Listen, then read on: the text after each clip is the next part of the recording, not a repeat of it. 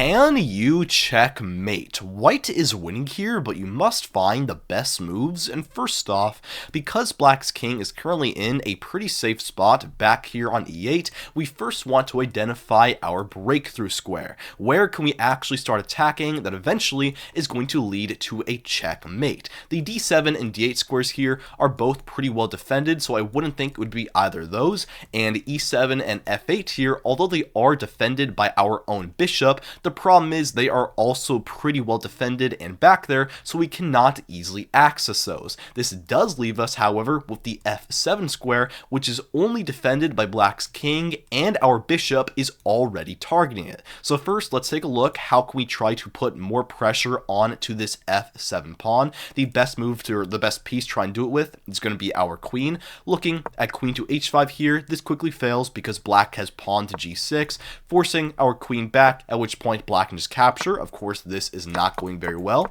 You might instead try going the other way to b3 to try and put more pressure on f7, but in this case, leading with the bishop, it's just not powerful enough. Black can basically ignore you with a move like d6 here, because after you capture on f7, Black can just slide their king over to f8, at which point, although Black's king is in an awkward spot, we don't have any kind of checkmate, meaning this is not going to be winning. So here we need to be a lot more forceful because right now these queen moves are just a little too slow. So let's try instead bishop takes on f7 and immediate sacrifice.